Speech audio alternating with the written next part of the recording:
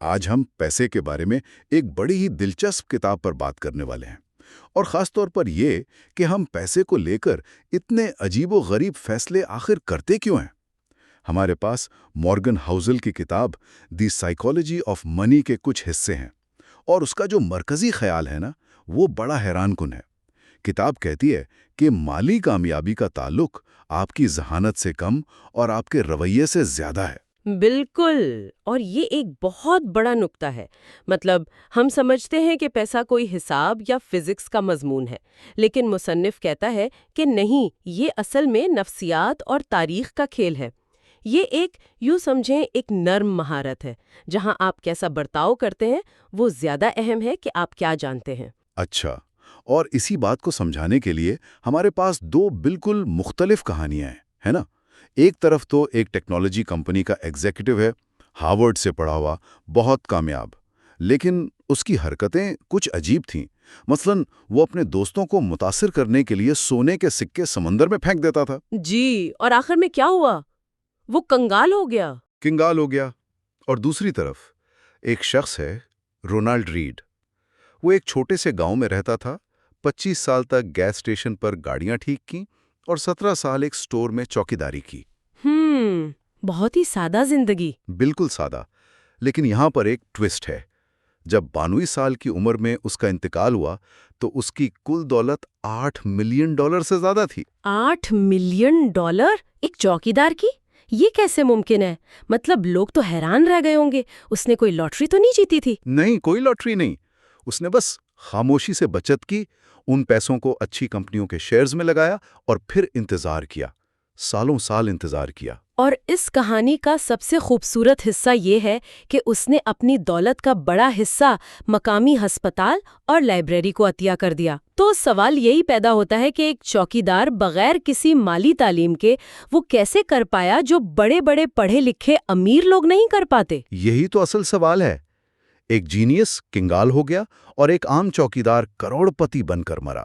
آخر اس میں راز کیا ہے؟ راز وہی ہے جس پر ہم نے شروع میں بات کی، رویہ۔ ہارورڈ والا ایگزیکٹو لالچی تھا، اسے دولت کی نمائش کا شوق تھا۔ رونالڈ ریڈ صابر تھا، عاجز تھا۔ پیسے کے کھیل میں یہی چیزیں ذہانت اور تعلیم پر بھاری پڑ جاتی ہیں۔ ٹھیک ہے، تو آئیے اس رویے کی نفسیات کو تھوڑا اور گہرائی میں سمجھتے ہیں۔ کتاب کا ایک بڑا دعویٰ ہے کہ کوئی بھی پاگل نہیں ہے۔ اب اس کا کیا مطلب ہے؟ یہ تو سننے میں عجیب لگتا ہے، کیونکہ ہم تو ہر روز لوگوں کو پیسے کے ساتھ پاگل پن کرتے دیکھتے ہیں۔ ہاں بالکل، لیکن مصنف کا نقطہ نظر یہ ہے کہ ہر شخص پیسے کے بارے میں اپنے فیصلے اپنی زندگی کے منفرد تجربات کی بنیاد پر کرتا ہے۔ جو چیز ایک شخص کے لیے پاگل پن ہے نا، وہ دوسرے کے لیے بالکل منطقی ہو سکتی ہے۔ کوئی مثال دے کر سمجھائیں گی؟ ضرور۔ فرض کریں ایک شخص ہے جو شدید غربت میں پلا بڑا ہے۔ اس کے لیے پیسے کا مطلب صرف بقا ہے۔ وہ شاید لاٹری کے ٹکٹ پر اپنے پیسے خرچ کرے گا، کیونکہ اس کے ذہن میں دولت بنانے کا کوئی اور راستہ ہے ہی نہیں۔ صحیح کہا۔ جبکہ ایک امیر بینکر کے لیے یہ فیصلہ سراسر بے وقوفی ہوگا۔ وہ سوچے گا اسے اسٹاک مارکیٹ میں لگاؤ۔ بالکل۔ یا اس شخص کے بارے میں سوچیں جس نے 1970 کی دہائی میں امریکہ میں ہوش سنبھالا ہو، جب مہنگائی آسمان سے باتیں کر رہی تھی۔ وہ شخص شاید اسٹاک مارکیٹ پر کبھی بھروسہ نہیں کرے گا۔ اس کے برعکس جس نے 1990 کی دہائی میں زبردست معاشی تیزی دیکھی ہو، وہ سوچے گا کہ اسٹاک مارکیٹ میں پیسہ لگانا ہی سب سے بہترین کام ہے۔ تو ان میں سے کوئی بھی پاگل نہیں ہے؟ کوئی بھی نہیں۔ دونوں اپنے اپنے تجربات کی بنیاد پر منطقی فیصلے کر رہے ہیں۔ واہ! یعنی ہم سب اپنی ایک چھوٹی سی کھڑکی سے دنیا دیکھ کر اسے پوری حقیقت سمجھ رہے ہیں۔ یہ تو بہت گہری بات ہے۔ ہم دوسروں کے مالی فیصلوں پر اتنی جلدی تنقید کر دیتے ہیں، یہ سوچے بغیر کہ ان کا پس منظر کیا ہے۔ آپ نے بالکل صحیح پکڑا۔ کتاب میں ایک تحقیق کا حوالہ ہے جو کہتی ہے کہ ہمارے ذاتی تجربات، وہ جو ہے نا دنیا میں ہونے والے واقعات کا شاید 0.0001% ہوں، لیکن ہمارے سوچنے کے انداز پر ان کا اثر اسی فیصد تک ہوتا ہے۔ یہ تو حیران کن اعداد و شمار ہیں۔ یعنی ہم دنیا کا ایک بہت ہی چھوٹا حصہ دیکھتے ہیں، لیکن اسے ہی پوری حقیقت سمجھ بیٹھتے ہیں۔ اور اسی تحقیق میں یہ بھی پایا گیا کہ لوگوں کے سرمایہ کاری کے فیصلے اس بات پر بہت زیادہ انحصار کرتے ہیں کہ ان کی جوانی کے سالوں میں معیشت کیسی تھی۔ اس کا تعلق ذہانت یا تعلیم سے تھا ہی نہیں، بلکہ صرف اس بات سے کہ آپ کب اور کہاں پیدا ہوئے۔ یہ خالصتاً قسمت کی بات ہے۔ اچھا، آپ نے قسمت کی بات کی۔ یہاں سے بات اصل میں دلچسپ ہوتی ہے، کیونکہ جب ہم کسی کامیاب شخص کو دیکھتے ہیں جیسے بل گیٹس، تو ہم فوراً کہتے ہیں کہ یہ اس کی محنت اور ذہانت کا نتیجہ ہے۔ لیکن کتاب کہتی ہے کہ قسمت اور خطرہ یعنی لک اور رسک اس کہانی کا بہت بڑا حصہ ہیں۔ 1968 میں ایک ہائی اسکول میں کمپیوٹر، یہ تو ناقابل یقین لگتا ہے۔ اس وقت تو بڑی بڑی یونیورسٹیوں میں بھی یہ سہولت نہیں ہوتی تھی۔ یہی تو قسمت ہے، 1 کروڑ میں 1 کا موقع۔ اور وہ کمپیوٹر وہاں آیا کیسے؟ اسکول کے مدرس کلب نے اپنی سالانہ فنڈ ریزنگ سے $3000 جمع کر کے وہ کمپیوٹر خریدا تھا۔ بل گیٹس نے خود اعتراف کیا ہے کہ اگر لیک سائڈ اسکول نہ ہوتا تو مائکروسافٹ بھی نہ ہوتا۔ واہ، وہ صحیح وقت پر صحیح جگہ پر موجود تھے۔ یہ تو قسمت کی ایک زبردست مثال ہے۔ لیکن آپ نے خطرے کا بھی ذکر کیا تھا، یعنی رسک کا۔ وہ اس کہانی میں کہاں فٹ ہوتا ہے؟ قسمت کا ایک جڑواں بھائی بھی ہے، خطرہ۔ اسی لیک سائڈ اسکول میں بل گیٹس کا ایک بہترین دوست تھا، کینٹ ایونز۔ وہ بھی اتنا ہی ذہین، کمپیوٹر کا اتنا ہی ماہر اور کاروباری سوچ رکھنے والا تھا۔ دونوں نے مل کر دنیا بدلنے کے خواب دیکھے تھے۔ تو پھر کینٹ ایونز کا کیا ہوا؟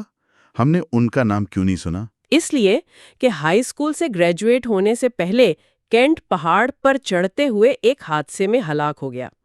یہ 1 کروڑ میں 1 کا خطرہ تھا، ایک ہی جیسی صلاحیت، ایک ہی جیسے خواب۔ لیکن ایک کو 1 کروڑ میں 1 کا موقع ملا اور دوسرے کو 1 کروڑ میں 1 کا خطرہ پیش آ گیا۔ یہ سن کر تو رونگٹے کھڑے ہو گئے۔ یعنی ہر بل گیٹس کے لیے ایک کینٹ ایونز ہوتا ہے جو اتنا ہی قابل تھا، لیکن قسمت نے اس کا ساتھ نہیں دیا۔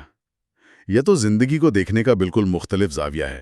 بالکل، اس لیے جب ہم کسی کی بے پناہ کامیابی کو صرف اس کی محنت کا نتیجہ قرار دیتے ہیں یا کسی کی ناکامی کو صرف اس کی سستی کا، تو ہم تصویر کا ایک بہت بڑا حصہ نظر انداز کر رہے ہوتے ہیں۔ قسمت اور خطرہ دونوں حقیقی ہیں۔ ہمیں کامیابی پر تھوڑا عاجز اور ناکامی پر تھوڑا ہمدرد ہونا چاہیے۔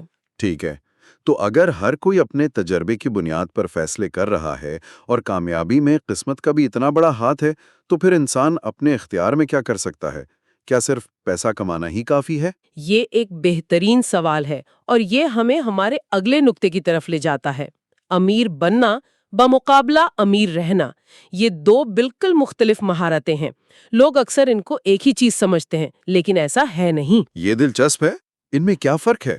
امیر بننے کے لیے آپ کو رسک لینا پڑتا ہے، پر امید رہنا پڑتا ہے اور بعض اوقات بڑا داؤ لگانا پڑتا ہے۔ لیکن امیر رہنے کے لیے آپ کو اس کے بالکل الٹ سوچنا پڑتا ہے۔ آپ کو عاجزی، تھوڑا خوف اور یہ سوچنا پڑتا ہے کہ جو کچھ آپ نے کمایا ہے وہ اتنی ہی تیزی سے چھن بھی سکتا ہے۔ تو ایک طرح سے امیر بننا حملہ آور کھیل ہے اور امیر رہنا ایک دفاعی کھیل ہے۔ بالکل صحیح کہا آپ نے، اور اس کی سب سے بہترین مثال وارن بفیٹ کی ہے۔ لوگ انہیں دنیا کا سب سے بڑا سرمایہ کار مانتے ہیں، لیکن ان کی کامیابی کا اصل راز ان کی ذہانت سے زیادہ ان کا وقت ہے۔ ان کی $84.5 بلین کی دولت میں سے $81.5 بلین ان کی 65ویں سالگرہ سے بعد آئے۔ کیا کہا آپ نے؟ 84 میں سے 81 بلین 65 سال کی عمر کے بعد؟ یہ تو ناقابل یقین ہے۔ یہی تو کمپاؤنڈنگ کی طاقت ہے۔ اس کا جادو تبھی چلتا ہے جب آپ اسے بہت لمبا عرصہ دیں۔ بفیٹ نے 10 سال کی عمر میں سرمایہ کاری شروع کی اور اب وہ 90 سال سے زیادہ کے ہیں اور وہ ابھی بھی کر رہے ہیں۔ اگر وہ ایک عام شخص کی طرح 30 میں شروع کرتے اور 60 میں ریٹائر ہو جاتے تو ان کی دولت آج شاید $12 ملین ہوتی، $84.5 بلین نہیں۔ یعنی اصل جادو اچھی ریٹرنز میں نہیں، بلکہ اچھی ریٹرنز کو کئی دہائیوں تک برقرار رکھنے میں ہے۔ اور یہ برقرار رکھنے کے لیے آپ کو میدان میں ٹکے رہنا ہوگا۔ بالکل، کھیل میں بنے رہنا یعنی سروائیو کرنا سب سے اہم ہے، اور اس کے لیے آپ کو بڑے خطرات سے بچنا ہوتا ہے۔ وارن بفیٹ کی کہانی میں ایک اور کردار بھی ہے۔ ان کے 2 بہترین ساتھی تھے، ایک چارلی منگر جنہیں سب جانتے ہیں، اور ایک تیسرے تھے رک گیرن۔ وہ بھی اتنے ہی ذہین تھے۔ رک گیرن؟ ان کا نام تو میں نے نہیں سنا۔ اسی لیے نہیں سنا کیونکہ وہ کھیل میں بنے نہیں رہ سکے۔ 1970 کی دہائی میں جب مارکیٹ گری، رک گیرن نے قرض لے کر بہت زیادہ سرمایہ کاری کی ہوئی تھی۔ انہیں امیر بننے کی جلدی تھی۔ جب مارکیٹ کریش ہوئی تو انہیں اپنے شیئرز بہت سستے داموں بیچنے پڑے۔ اور وہ شیئرز کس نے خریدے ہوں گے؟ وارن بفٹ نے۔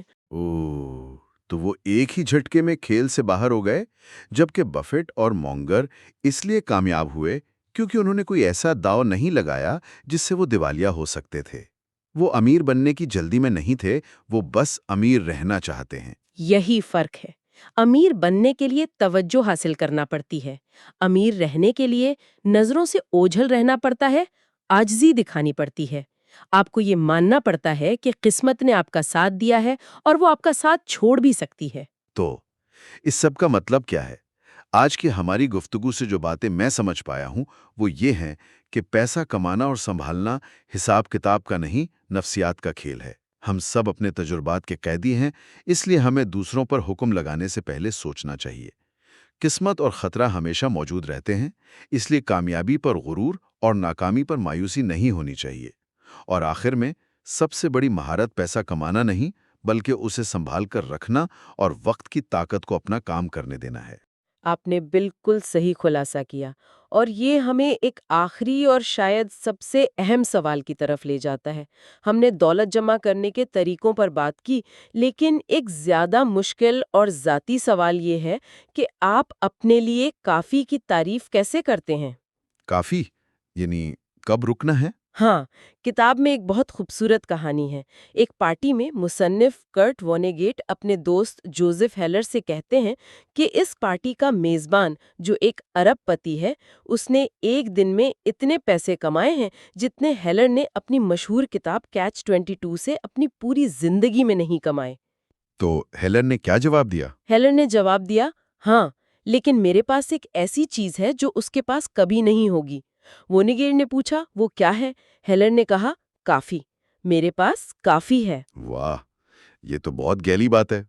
یعنی مسلسل زیادہ کی خواہش میں آپ وہ بھی کھو سکتے ہیں جو آپ کے پاس ہے، اپنی عزت، اپنی آزادی، اپنی خوشی۔ کے لیے ہے کہ کوئی اس بات کو کیسے یقینی بناتا ہے کہ اس کی خواہشات کا ہدف ہمیشہ آگے نہ بڑھتا رہے؟